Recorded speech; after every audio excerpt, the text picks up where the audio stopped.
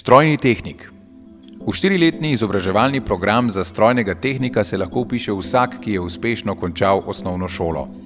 Tudi dijaki, ki so v 3 letih poklicnega izobraževanja že pridobili poklic avtoserviser, oblikovalec kovin, orodjar, metalurg ali mehatronik operater, si v 2 letih dodatnega šolanja po programu poklicno-tehniškega izobraževanja prav tako lahko pridobijo naziv strojnega tehnika.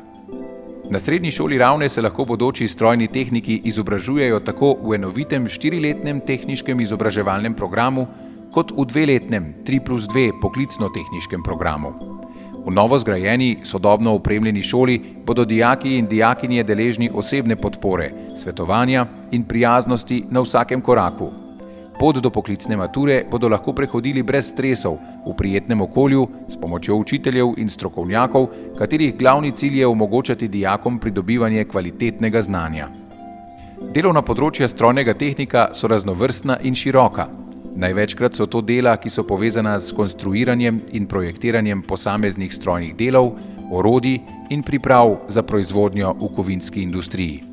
Dijaki in dijakinje v času šolanja uporabljajo različna orodja, stroje in naprave, pridobijo si temeljna znanja iz obdelave, preoblikovanja in spajanja kovin. Glavni delovni pripomoček strojnega tehnika je računalnik, na katerem snuje in konstruira enostavne elemente. Torej se morajo bodoči strojni tehniki naučiti računalniških tehnik risanja in branja tehnične, tehnološke in druge dokumentacije.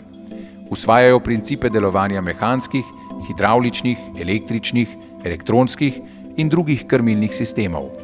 Zato je eden najpomembnejših ciljev izobraževanja obvladanje numerično vodenih, najsodobnejših obdelovalnih strojev, s katerimi v prenovljenih, vrhunsko opremljenih šolskih delavnicah dijaki in dijakinje oblikujejo in preoblikujejo kovinske materiale, kot so legirana, nelegirana in specialna jekla, ter barvaste in bele kovine.